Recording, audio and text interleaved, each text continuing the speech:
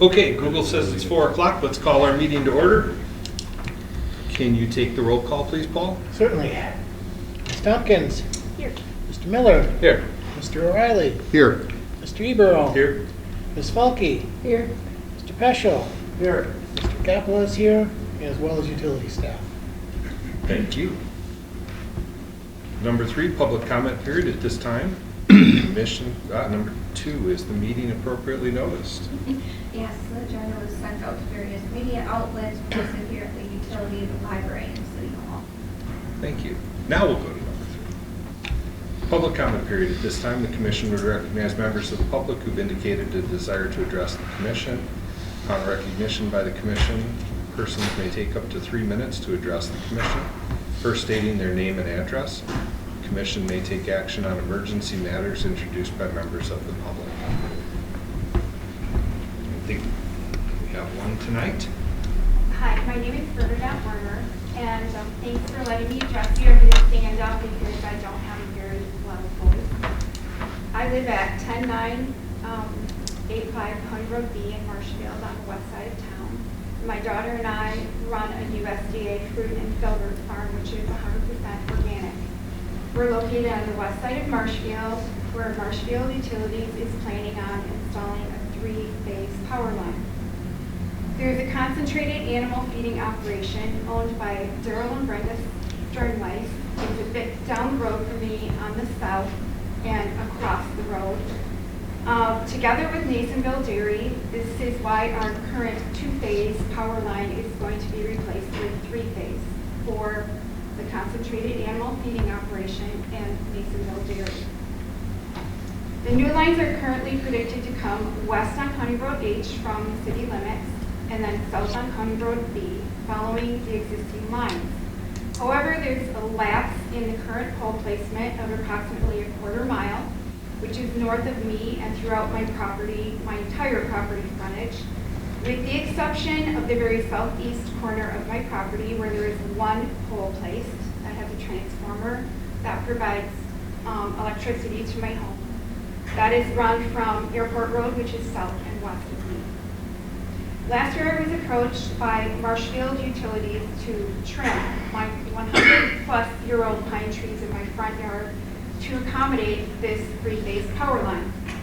It was being upgraded for the neighbors' concentrated feeding animal operation and also for Nasonville Dairy.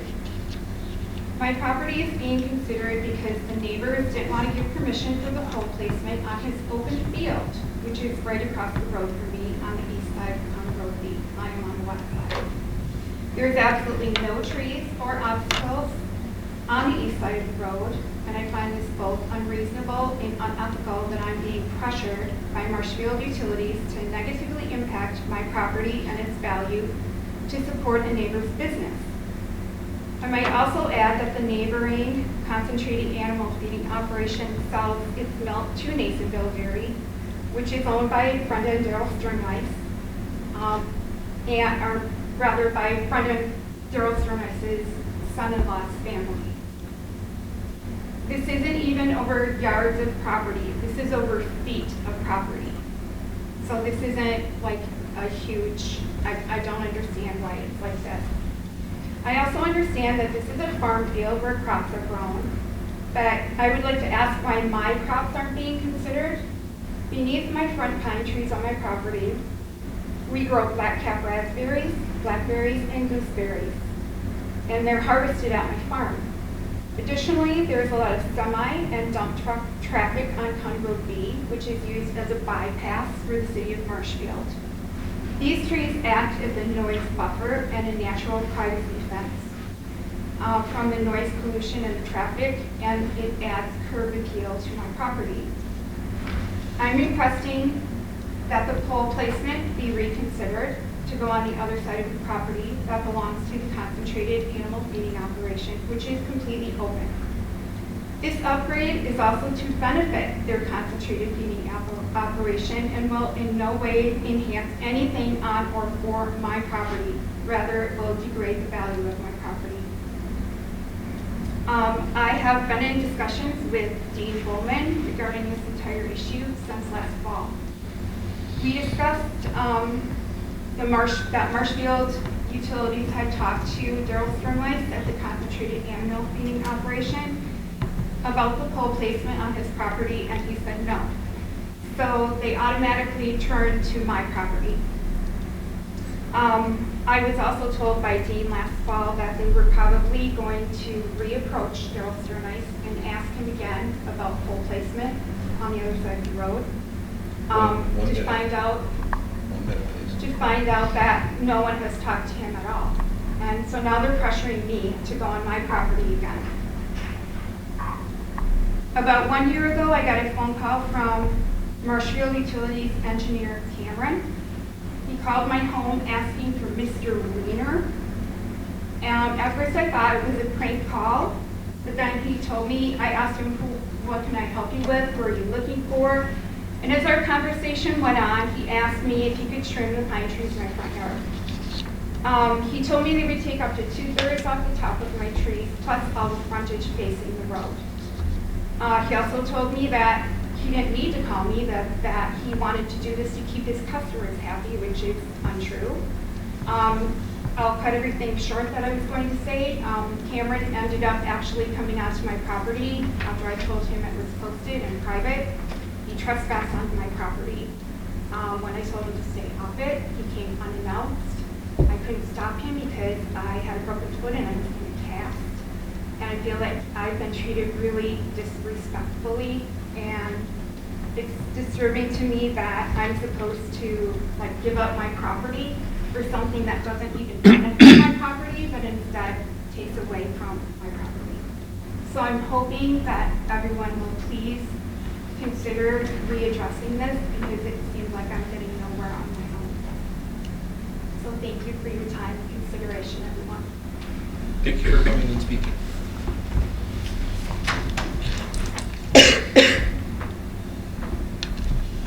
There's nothing of emergency matter there. You guys will be on that, okay. Number 4, Commissioner and staff comments. Commissioners, do we have anything? Staff comments tonight. John? Yes, as you know, last commission meeting, I reported on the partial results of where we stood with our lead and copper testing. We have now completed the first round of lead and copper testing, and 58 of our 60 samples were below the action level. So we are good as far as that concerned. And what that's gotten us is not only to the second round of testing, but we also were told by the DNR that for the short term here, we don't have to do any of our public education requirements that we were doing for the last 4 to 5 years. So we are now in the middle of the second round of testing. We have collected 58 samples. We have sent 50 in for shipment to the lab. We are waiting on 2 property owners to complete that last box to send another 10 in. We have gotten 40 of those results back, and we're currently sitting at 37 of the 40 are below the action level. So we're sitting pretty good at the moment, waiting on these last 20 results. Thank you for that news. And then just a reminder that I am presenting tomorrow night at the Common Council meeting, so if you're able to attend, that would be great. And then also, just before the meeting, I sent out the Commissioner self-eval, which is something we do annually, so it should be in your inbox. So if you could take a look at that, fill that out, return it to Mike, and I think the deadline is August 29th, so 2 weeks to get that filled out and submitted back so that it can be compiled and reviewed at September's commission meeting. That's all that for staff comments? Yes. Number 5, Employee Service Awards. Yes, tonight we recognize Derek Kafleish for 25 years of service. Derek has spent his entire career in the electric department and is currently the electric operations officer. Okay. Number 6, Strategic Plan, Utility Restricted Fund, continuation. Yes. So in the packet was a brief memo, but then both policies with all the red lines removed. Everything that we've talked about has been generally acceptable by the commission. And then went to the next step and took a look at the cash account status document and tried to put that in a layout to kind of demonstrate how it would look. and how it would change based on the policies as they are presented currently. Just a few notes on that layout. Construction fund, you'll notice, has $0 in it, and that's really, if we have a large borrowing, like when we had the building project, that's where those funds would be showing up. You'll notice the unrestricted fund is showing maybe around twice what's probably needed in that fund, so obviously there will be an opportunity for some of those funds to be allocated into those other funds at the bottom that currently don't have any dollars. The under policy, and as you look, try to do the organization, so you have the restricted, unrestricted, and then the designated, and then try to look at how it's invested, and then how it's, if it's included in the cash on hand calculation, to provide some clarity there. And you'll notice that down at the bottom where we have the depreciation, maintenance, and future project fund by department, you'll notice how the depreciation fund was excluded, whereas the maintenance and future projects were both included in the cash on hand calculation. And I just want to point that out, that was, that's how it was left in the policy. Maybe something that you want to consider modifying as we go through this process. And then, then the bottom you can see the reserve calculation, which shows the current days on hand. The only thing I would notice, these numbers are all from June, and Patty did point out that I did make some errors in here, so don't focus overly on the numbers. I think generally they're close, but there is still some fine tuning that we have to do there. Just more the layout and the formatting, and the I guess the structure. If this looks good for you guys, or if you want to see any changes. Feedback? Natasha? Could we get, maybe from yourself or Patty, what would be the pros and cons of putting the depreciation fund in the cash on hand in that calculation?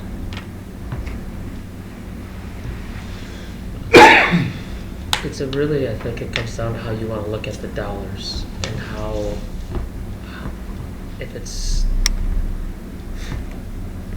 fluid those dollars are into being used, and how if you wanted to count towards the total or if you want it to be excluded, kind of like the ones up on top with the, we have the debt service payments, along with the pilot payment, for instance, are all excluded because we feel those are either regulatory required or bond covenants required, or the pilot, obviously, the city wants those funds to flow through it, and that's why it's excluded. So as you look at these other ones, it's how strong you want it to be included or excluded, really. And if I remember, I think Nate, maybe, when we originally started talking about this, you had some thoughts maybe on how it was set up. Yeah, I can see it's just like somewhat of an opinion, right? You could do it either way, but like the depreciation fund, is it for the calculation of cash on hand, is depreciation included in that as an expense? Usually it wouldn't be, so that may be part of the reason why you would want to not include it, to keep it the way it is, right? Because otherwise you would be including in your cash on hand availability to pay an expense that wasn't really included in your expenses. That's part of it. And the other thought would be for the maintenance fund. I know for the maintenance for the M1 we have that excluded, right? Included. Included. And so then the maintenance fund for this is included, right? Yes. And so maintenance and depreciation sort of go together, but not quite. So I could see why there's an argument maybe you would want to maybe exclude that potentially, but I think it's good the way it is personally. I mean, I think as we roll the hand of time forward, and if we're 10 years from now, let's say, and we have a normal pattern, if you will, we'll kind of know from a depreciation and maintenance aspect where the amounts of money that we're needing. And at that point, I think you'd want it to be somewhat excluded, I guess, is my mind, because then you really know what you're needing it for. Mm-hmm. Yeah. At this point, yeah, I could go either way. And then same thing with future project fund, that would be, I think once it's designated, then we could exclude it, but for now including it seems to be more appropriate. Paul? Question. One of the things I look at the days cash on hand to is, again, with bond ratings and so forth, the people who are issuing bonds, do they include it in their calculations or not? Because to me, that seems to be one of the big reasons why we would, we want to keep a certain number of days. They're going to include more items then we exclude. So like pilot reserve, they're going to include. The next debt payment, they're going to include.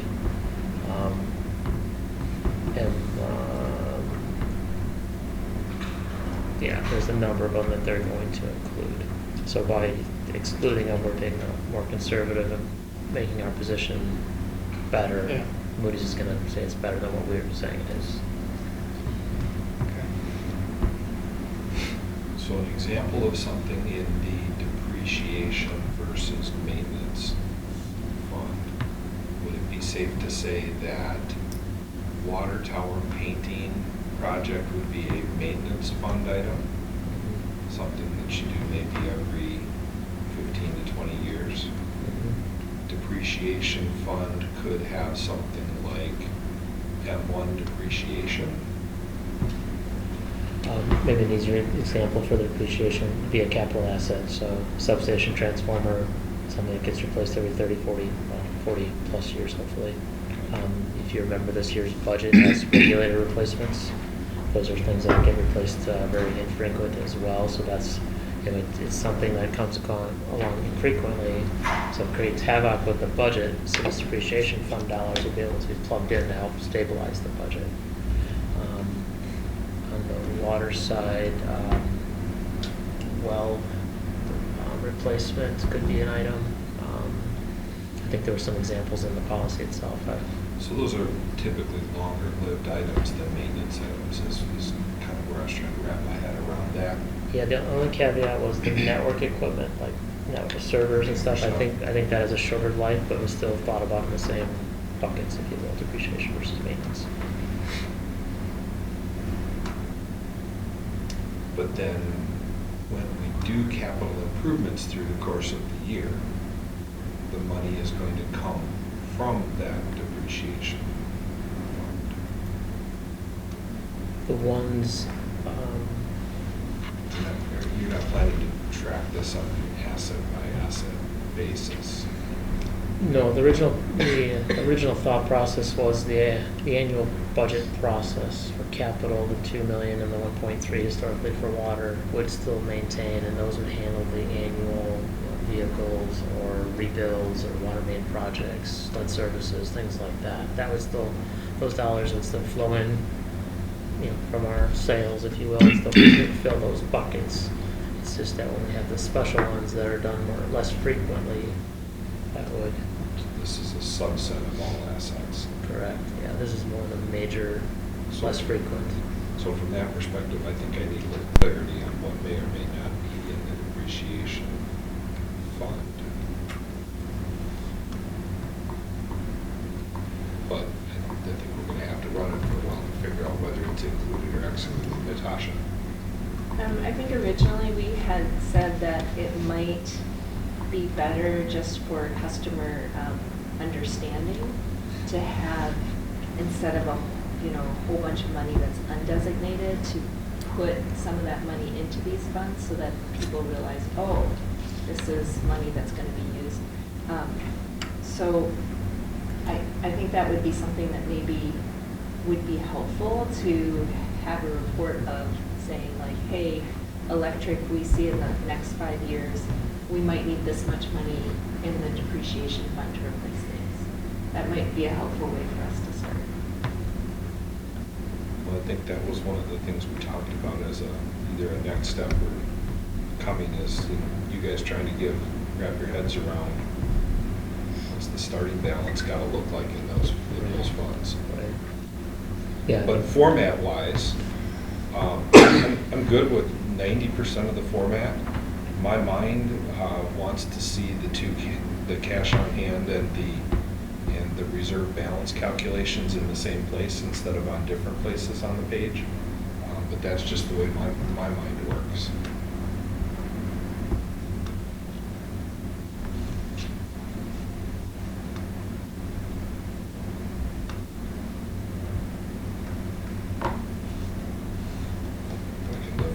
If I'm alone in that. Say that one more time, Mike. What were you hoping to do? You would like to see different? The reserve calculation, the cash on hand calculation is here, the overall reserve calculations down here, I'd just like to see them next to each other. Oh, okay, yeah.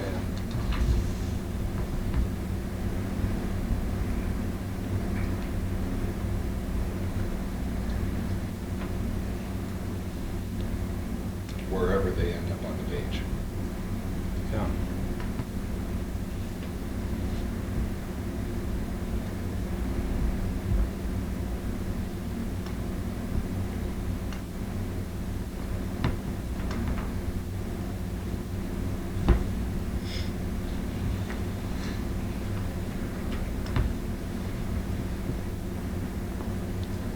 The other They're at the thing, bottom together, what's that? at the very bottom, aren't they together? On the old format, yes. Yes. It's just that they're, the old format obviously had extra, there was 60-day at 120, yeah? And then overall, so it got a little bit more confusing. Yeah, I mean, my thought process was the cash on hand calculation that's in the middle is meant for the unrestricted funds, so that's why I grouped it the way I did, but indifferent. Although we are using different titles for that, because it's actually called the cash on hand, not the unrestricted fund calculation. Balances, semantics. Yeah, and maybe it should be modified accordingly. Is everybody good with days in reserve, or would you like to see a percentage number there? You're at 84% of your expected number.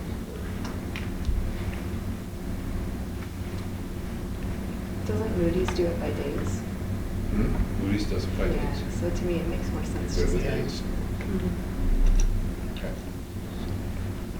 Does the reserve calculation always equal the days cash on hand? Because they are now, they're both at 281. And if not, why wouldn't they? Well, in a perfect world, the days in reserve in the middle of the page will be around 120 to 130. Well, it should start the year at 120 and then it will grow through the year and then get reset in January, February every year as you do a reallocation. The bottom one, the goal is for that to go to 300 plus. And I would be horrified if that top number was at 120 right now, because it would mean we haven't been doing any reserving Well, for that's these the items thing, that yeah. we're now breaking out. So I was not surprised to see it above that. If we were to add the depreciation fund into the, into the included, does that cause our days on hand to be higher? It would once you allocate funds to those accounts, yes. So would that be advantageous for us, or does it matter? Because you said they look at it anyhow. Yeah, Moody's won't, this is a us This is- thing, not a Moody's thing. It's really a matter of, as you're trying to, I think some of the, you mentioned this earlier, you're having a conversation with someone to say, well, yeah, there's this, yeah, you see a big number, but really that's there's parts to that number and you have to understand those parts.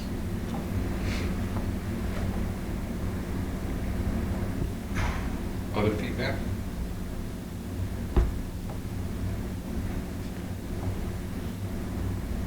What do you want to see next?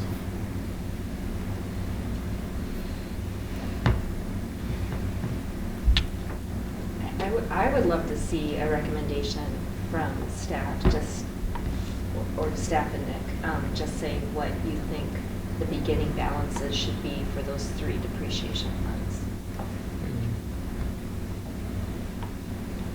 Yeah, the team of Patty and I can figure out something. Yes, Dave? Nick, you had posed the question in the beginning of the summary. Where was your mind leading to? Are you thinking depreciation fund? What was your thought there? What would be changed in your opinion? Because if you pose the question, you must think that there's a potential change. I just like to stir conversation. Okay. It's different when you look at it visually, and I think when I put it together, it popped out a little bit more, between the excluded for depreciation and included for maintenance and future, but that's just a visual thing. I think it really comes down to an understanding of what's in those dollars and like how, if you're, I think before when we first started some of this conversation, if you exclude it because you have a project or a future spend, I think that would be appropriate. Yeah.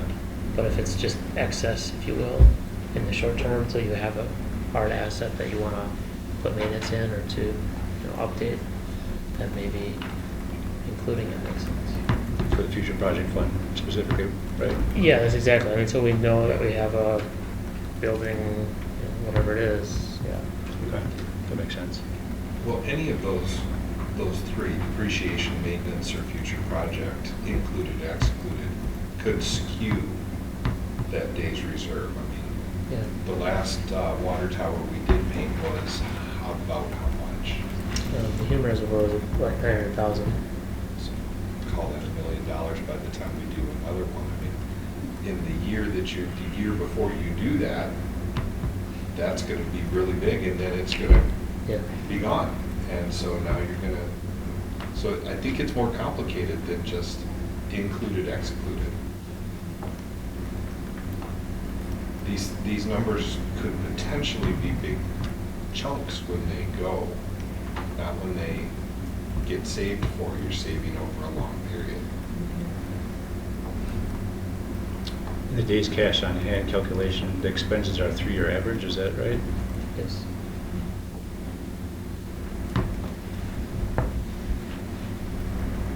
Of operating expenses. Yeah.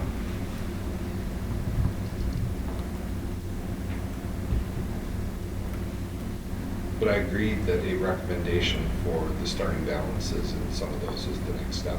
And then we may be there. Yeah, and we can, obviously, we'll update the numbers to get to a more current month, and then I think we could obviously, the unrestricted then could show an allocation, a recommendation that shows the reallocations, visually how it would look. And then, Okay. Anything else? All right, moving on to number 7, job orders. You had some this month. yeah, we have 3 of them tonight. First is job order 18363, which is Tamarack 15th Street overhead to underground conversion. The estimated total for this project is $134,552. And I'll talk about the money, where it's coming from here in a second after I talk about the next one. And that's installing new underground single phase to replace aging overhead 3-phase, which travels through backyards and makes tree trimming is obviously difficult. And obviously the system can support a single phase line versus 3-phase. Prairie Hill line rebuild underground, Prairie Hill line underground rebuild, job order 18344. This is rebuilding some overhead line as underground. Again, where there's the ability to do that, to do tree trimming and other reasons, backyard type installation. That total is $51,404.